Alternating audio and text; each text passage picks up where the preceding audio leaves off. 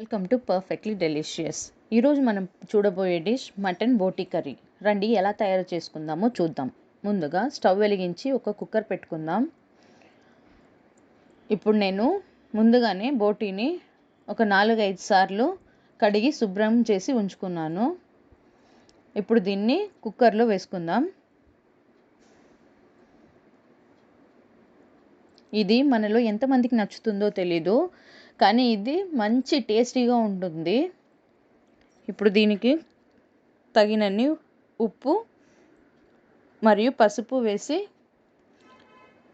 కలిపి కుక్కర్ మూత పెట్టి ఉడికించుకుందాం. దీనికి నీళ్ళు అయితే నాకు అవసరం లేదు, మీకు కావాలంటే ఒక అర గ్లాస్ దాకా నీళ్లు పోసి ఉడికించుకోవచ్చు.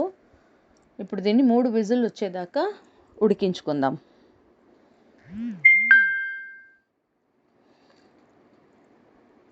ఇప్పుడు దీన్ని ఓపెన్ చేసి చూస్తాం. చూడండి, ఇది బాగా ఉడికింది. ఇప్పుడు దీన్ని ముక్కలుగా కట్ చేసి పక్కన ఉంచుకుందాం. దీనికి కావలసిన మసాలా పదార్థాలు: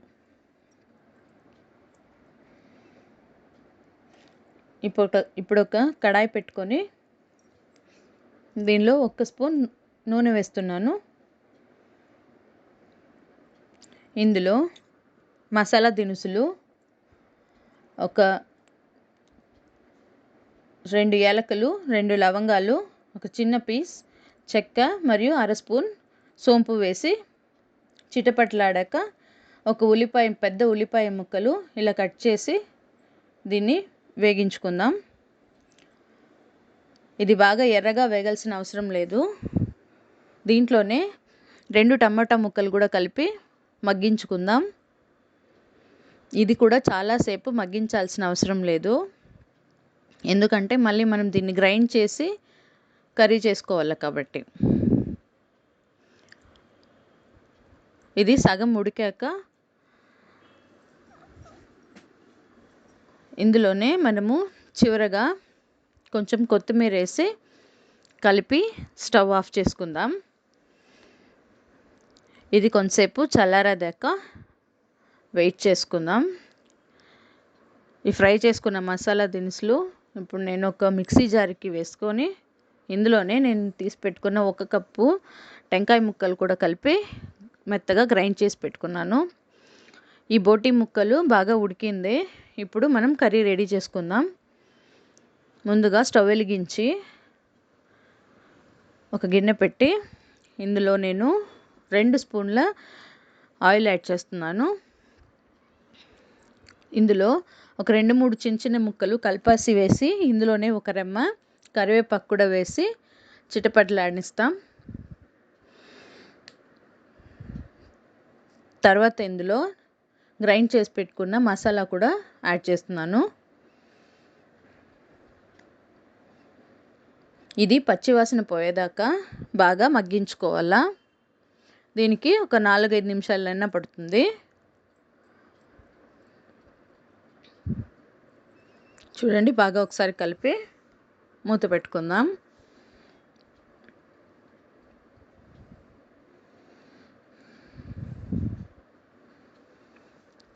ఇది ఒక 2-3 నిమిషాలు మగ్గించినాక చూడండి, ఇలా నూనె అంతా పైకి తేలుతుంది. ఇప్పుడు ఒకసారి దీన్ని కలుపుకొని బాగా ఉడికింది, పచ్చివాసన కూడా పోయింది. ఇప్పుడు దీన్ని మసాలాకు తగినంత ఉప్పు వేసుకుంటున్నాను, ఎందుకంటే ముందు బోటీ వేగించేటప్పుడు కూడా నేను ఉప్పు వేసాను. దానికి తగినంత చూసి వేసుకోండి. నేనైతే ఒక 1/2 స్పూన్ ఇక్కడ చేస్తున్నాను. దీనికి ఒక 2 స్పూన్లు కారం పొడి కూడా వేసుకుంటున్నాను. ఇది నేను ఇంట్లో తయారు చేసిన కారం పొడి. ఇందులోనే నేను ధనియాలు కూడా వేసి గ్రైండ్ చేశాను. ఈ మసాలా అన్నీ ఒకసారి కలిపించుకుందాం.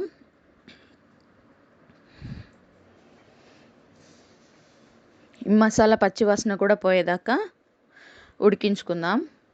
ఇప్పుడు ఇందులో కట్ చేసి పెట్టుకున్న బోటీ ముక్కలు కూడా నేను వేసుకున్నాను. దీన్ని కూడా ఒకసారి మసాలా అన్ని వైపులా కలిసేటట్టు కలుపుకుందాం.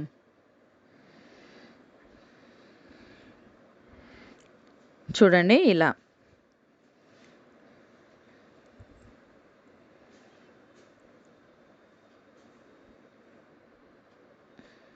ఈ బోటి కూర రాగి ముద్దలోకి కానీ, చపాతీకి కానీ, అన్నంలోకి కానీ బాగా రుచిగా ఉంటుంది. మీరు కూడా ఒకసారి ట్రై చేసి చూడండి. ఇప్పుడు ఈ మసాలాలో ఈ బోటి కలిసేటట్టు ఒకసారి కలుపుకున్నాను. ఒక మూత పెట్టి ఒక 2-3 నిమిషాల పాటు మగ్గించుకుందాం దీన్ని. చూడండి ఈ మసాలా వాసన, మనం రుబ్బి పెట్టుకున్న మసాలా అన్ని పచ్చి వాసన పోయి మంచి రుచిగా వచ్చింది. ఇప్పుడు చూడండి ఇందులో తగినంత నీళ్ళు కూడా కలుపుకుందాం. ఇప్పుడు చూడండి మసాలా వాసన పోయి బాగా దగ్గర పడింది ఇది.